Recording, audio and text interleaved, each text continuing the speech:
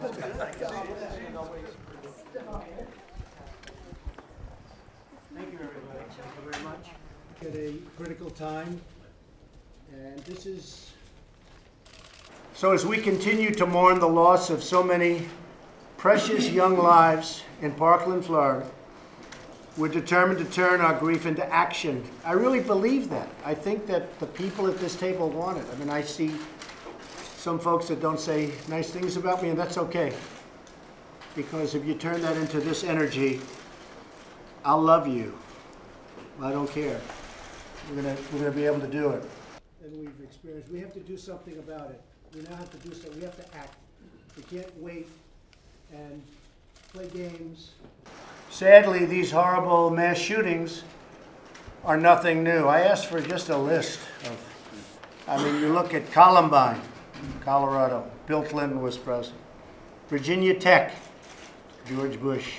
Fort Hood, Sandy Hook, San Bernardino, Pulse nightclub, and so many more. It's ridiculous. So today we're here in a bipartisan fashion to show leadership in an effort to end this senseless violence.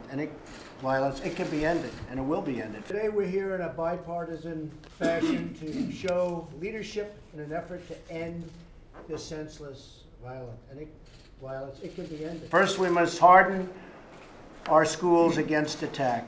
These include allowing people with a certified training, very talented people, to carry firearms. And some people are going to disagree with that, and I understand that. I fully understand that.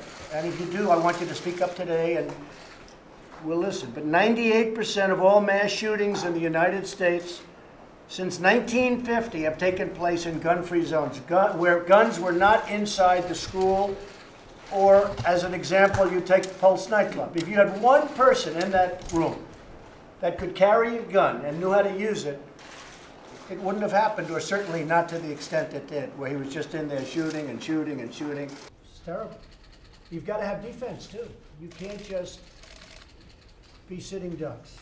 We have to confront mental health. There's never been a case that I've ever seen, I'm sure everybody would feel the same, where mental health was so obviously 39 different red flags. I mean, everybody was seeing them. The local police, the state police, the FBI, everybody was seeing that this guy was sick and nothing happened. Third, we have to ensure that when students, educators, family, neighbors, that when they warn authorities, that the authorities act quickly and decisively, unlike what took place in Florida, which was horrible. 39 different red flags. I mean, everybody was seeing them. We have to keep the guns out of the hands of those that pose the threat. And this really includes background checks. And I know, Senator, that you're working on things. Joe, I know you're working. And I'm looking at a number of the folks around the table. You're working on different bills. We have to get them done. We have to get them done. And they have to be strong. The background checks, hey, look, I'm the biggest fan of the Second Amendment. Many of you are.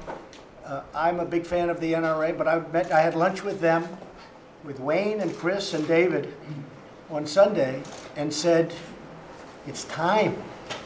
We're going to stop this nonsense. It's time. And this really includes background checks. And I know, Senator, that you're working on things.